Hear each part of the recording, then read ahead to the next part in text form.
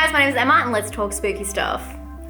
So today I want to talk to you about a movie that is actually available on Netflix. It is called Hypersomnia and it is from Argentina. This film I was unsure of because of the cover. I'm sure a lot of you guys have seen the poster for this one. It gives me the Ward vibes, you know what I'm talking about? And I wasn't a big fan of The Ward. That's actually a movie that I really should visit again. But it is very interesting and the concept is completely different to what I thought it was. The bio for the film is a thriller about human trafficking in Argentina, but it is completely out of this world. The film is actually about a woman who goes to a casting call to be in a play. It really does not make much sense. So she goes there, sketchy shit happens, and then she gets in this play, sorry, spoiler, but while she's in it, she keeps escaping her head and going into another girl's head, and you're not sure if she's dreaming, if this is real, if this is an alternate reality.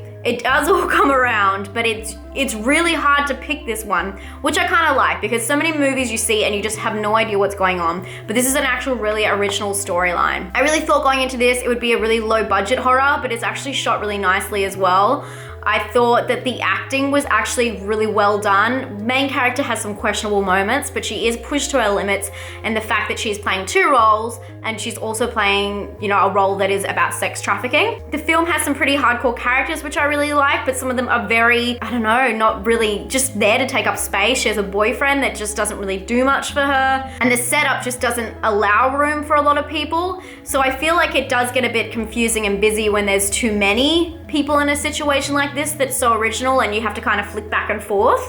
But it ended up working quite well. I would like to put a warning on this film as it is it is intense, and it opens up with a woman being beaten or like abused, I guess. It's just very intense, and it also has some really raunchy scenes and like consensual raunchy scenes as well. So a bit of both. It's a little bit everywhere. It's trying to fit a lot in. I don't know. It's an interesting fucking movie, but it does it in a way that makes you feel like it's going so against the norm that you're like, does this make sense anymore? I don't know. One thing I really did appreciate about this film is it definitely kept it going. It was a really fast-paced film. There was no dead spots, no slow spots, just slow people. That is something that it might have been the more confusing, busy thing that I'm interpreting that way, just because there was so much in the film and they really packed it out and made everything count towards the main storyline, which is really good for the payoff because it is a film where you're wondering what's going on, and is she like blacking out her body? Like, is she falling asleep? It's a weird ass movie is what I'm trying to say.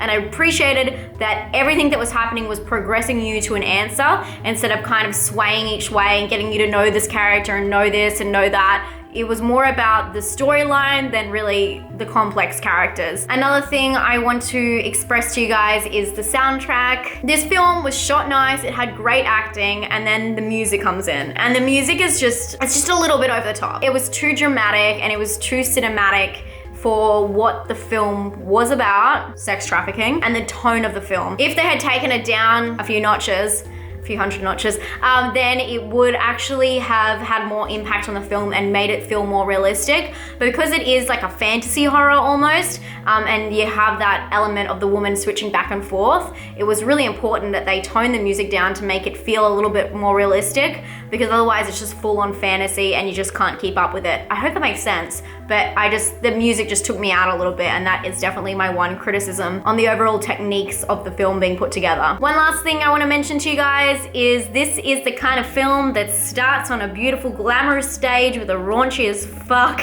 sex scene, and it ends in a complete bloodbath, like complete. You're gonna get your gore, you're gonna get your disturbing content, and you're gonna get a few twists. So in my book, if you put them all together, that's pretty good. Foreign films, you know how much of a fan I am, but I would say that it isn't a complete hit for me, but I really do recommend you watching it yourself and figuring out for yourself what you think about it. Overall, this is really a film that is about the storyline and how it's developed, and it's also about an interesting idea, and it is a film where you feel like it's kind of thin and you feel like it's going this way, but it kind of drops and develops in a completely different way, which I really appreciated. But it has layers, it's very complicated, and it's very original. Don't think you're gonna go into this one knowing exactly what's gonna happen, because I promise you it twists and turns a lot. And it does have a payoff, but it's really to how much you open your brain and allow that payoff to be plausible. I'm gonna give this one a personal score of 5 out of 10, a scare score of 7 out of 10 for disturbing content, and an originality score of 7 out of 10. I hope you guys liked this, found it helpful, and I hope you check it out on Netflix and let me know what you guys think down below. And I'll talk to you guys very soon. Bye.